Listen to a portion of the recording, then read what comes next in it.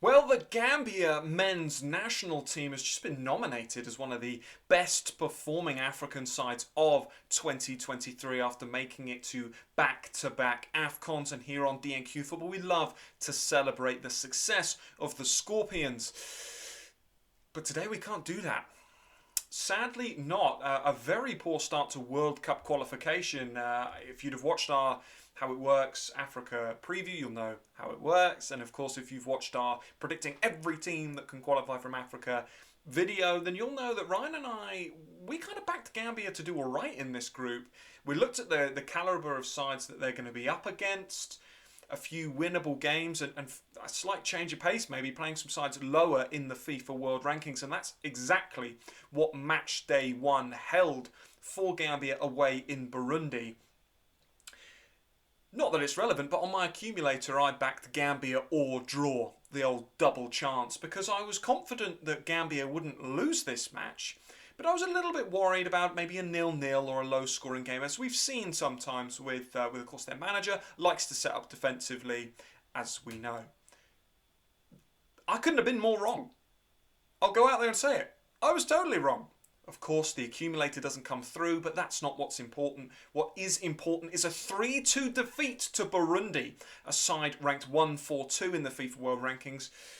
Of course, Gambia used to be lower than that, but after their recent success, they've flown up to 117, and really, I think they'd have wanted to have built on that. When you looked at Gambia's opening 3 games, and of course the middle one is what we're going to touch on a lot of focus today, Burundi away, Ivory Coast at home. Someone let me know, are you allowed to play home games yet, Gambia, or are you still forced to go to Senegal?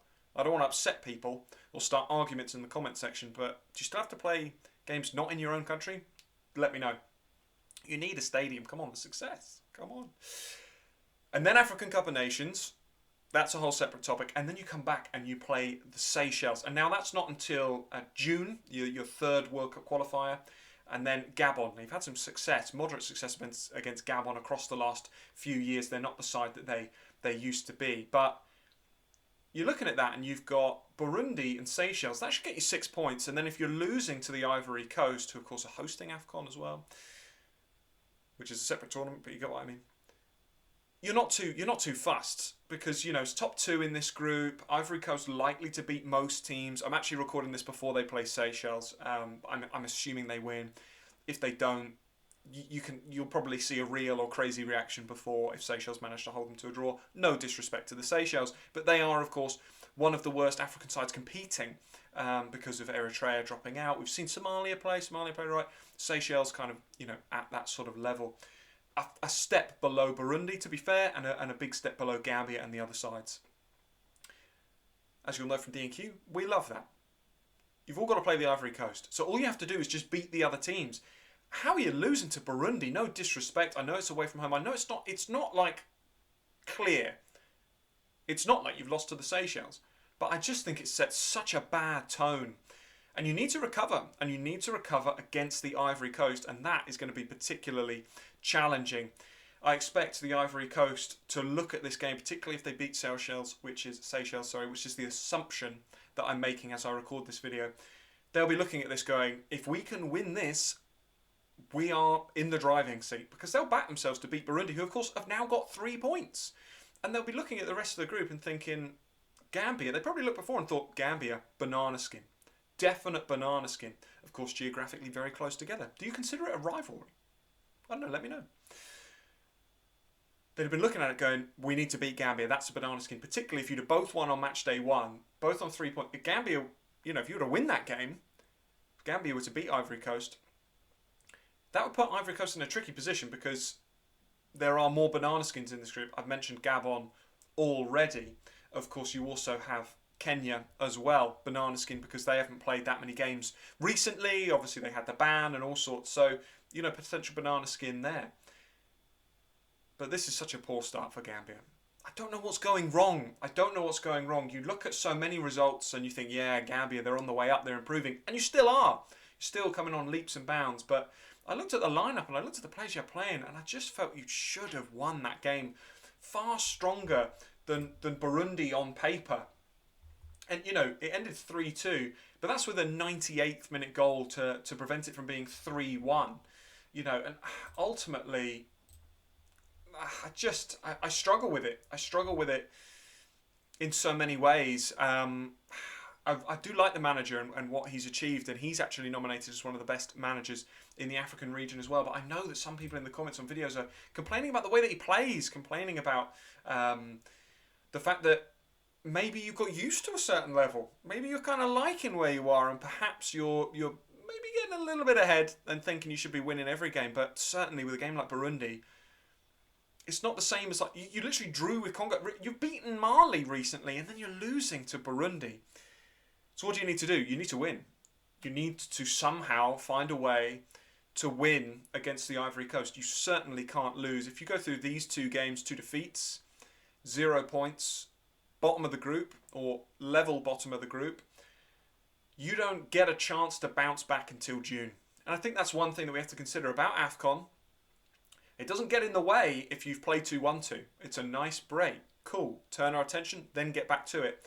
If Gambia are going into AFCON off the back of 2 defeats, bottom of World Cup qualification, and in truth, probably thinking, game over, we might not be able to get qualified for the World Cup. It's a whole mindset shift, and that's a whole disappointment. Yes, you then might think, oh, potentially we can remedy it, but you're not going to go in with that confidence. Let's not forget that AFCON's just a couple of months away, the way that it's sort of scheduled outside of the FIFA window, and then you've got to wait until June.